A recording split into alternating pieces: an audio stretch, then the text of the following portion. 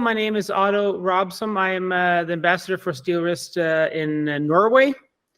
I'm not a person that deals with excavators every single day, but I've got my own personal one, which is kind of fun to say at all these trade shows, and people have these nice machines. I've got a pretty new machine. I got a Wacker Neuson 5.5 tonner with a Steelwrist setup, and of course, the buckets and everything that is Steelwrist. And I enjoy actually being in construction. I'm actually a master carpenter, and I have my own TV show. I've been doing a lot of TV kind of projects also with the excavator and with Steelwrist throughout the years. I've been doing that for about 25 years. And other than that, I just love using all the equipment for Steelwrist. What first got you into the construction industry? I mean, building houses and doing all that kind of stuff. I've been working with, first of all, building houses, and then going on to all the electricity, all the plumbing, the concrete work around the house. And then it just kind of, the natural progressed over to digging. And then I bought a big property and figured out, hey, I have to buy an excavator, and 1, 2, 3. And then, of course, I figured out what is the best kind of tool you can have for the excavator. And then I contacted Steelwrist. And this was quite a few years ago. I think it's, 6 years ago, maybe 7 years ago, 6 years ago. I think there's something about that. And I've never looked back. It's you have to have if you have an excavator, you have to have a Steelwrist. That's pretty much how it works. What is it that keeps your passion alive for the work that you do? It's just having the feeling that you could actually make something out of nothing. You make a big difference when you start working. I love the way that, first of all, if you're talking about houses, if you start making a house from your bare hands out of small pieces, kind of putting it together, it gives a sense of pride. The same thing what happens when you work with an excavator and you start digging, and even though you just dig a hole, just think about doing it by hand. Every single little shovel. Here you can do it with precision and a lot faster, of course. And without having, for example, with not having a Steelwrist, you're not as efficient as you should be.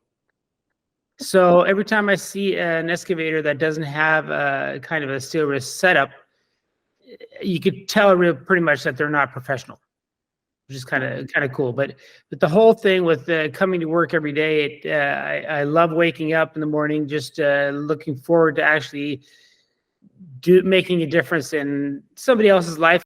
I really would like to try to get people to understand that if you don't have the right tools for the job, you're not as efficient as you should be. So every single contractor out there, if they don't have the perfect tool for their job, they're not efficient, they're not making enough money, and they're not doing it right for the customer. So it's important to actually try to get the message out there to everybody that needs to be more efficient, to make more money. And I'm really, when Steelwrist is coming up with some new stuff, I'm looking forward to seeing what that is, really. So far, what has been your favorite product from Steelwrist?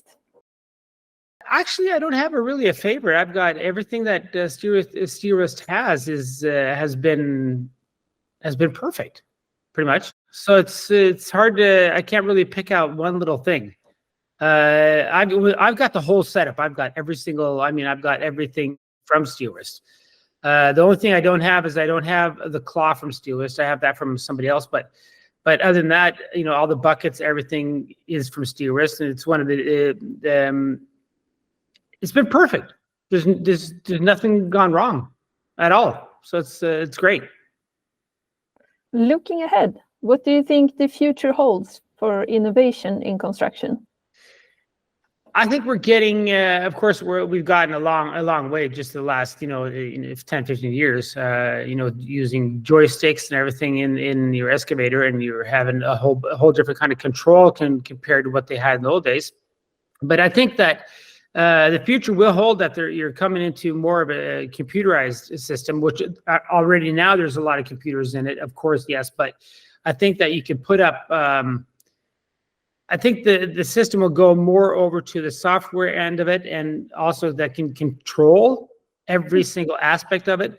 So I think that the smaller machines too, that they're going to be less manual work to actually make them do a project, and more automatic. But it's a way to go. But I think that it's going to be there. I think that I think you can just kind of punch in that you want to ditch, for example. It's going to be 60 centimeters deep, a meter wide, and then when you put that in, and you're going to put it from there to there, and then on a map and so forth, I think it will do it by itself. I think more and more will take over, less and less for the worker, actually the guy that's going to run it, and more over to the computerized systems. I think that's going to happen, but one day at a time. What are the current trends within construction in Norway? It's been slow. It's slowed down the last year quite a bit, but it's coming up again already. I mean, I can see it, even though we've got a ton of snow right now. It's been one of the most snow that we've had for years. But even though all the snow has hit, I can see, I mean, people are talking about it, all my friends are talking about it, people in the industry is talking about, they're looking forward to the snow being gone because they've got a ton of stuff to do.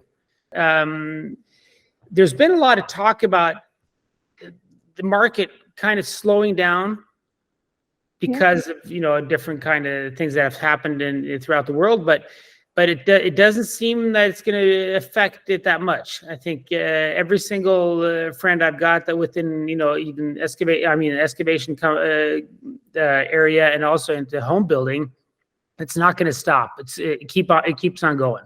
I think it's a market that has to be there. Either way, I mean, if times are bad, okay, it might slow down a little bit, but the market has to be there, because we have to build houses, we have to dig ditches, we have to build roads, and it's not gonna just disappear and say that no, I mean, we're not going to do anything of that anymore, and then the market's going to fall apart. I don't think that's going to happen. It's going to be people won't let that happen, especially not in Norway. So in Norway here, we are used to making things the way we want it, and that's just how it's going to keep on going. What does 2024 look like for you? For me, it's even better. I've got a lot of projects going, and looking forward to doing this and that. But I've been looking forward to this year, and I see already now it's starting to evolve to go exactly the way I want it. It's going to be great. I'm looking forward to it, really. Since you've been in the industry for a while, do you have any advice for people just starting out? Yeah, I think the best advice would be honest.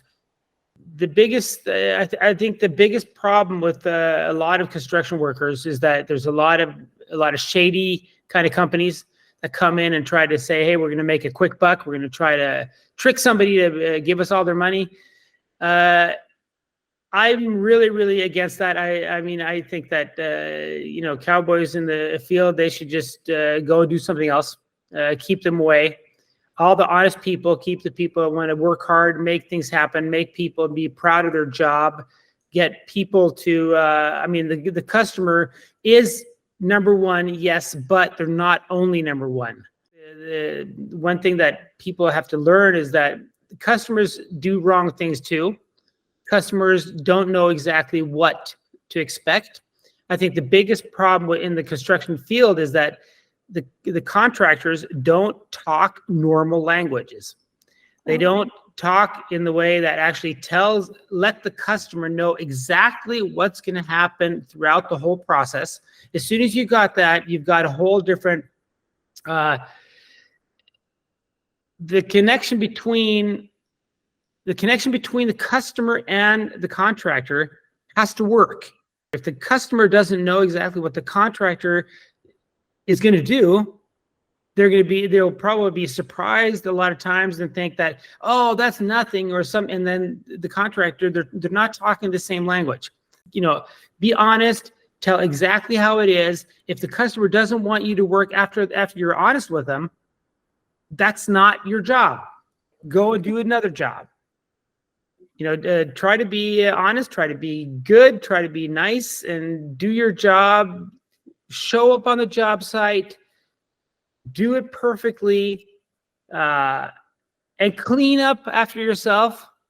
Clean up during the work at the same time. Be safe. I mean, there's a ton of stuff that you should come with advice for, but first of all, just be honest. I think that's number one.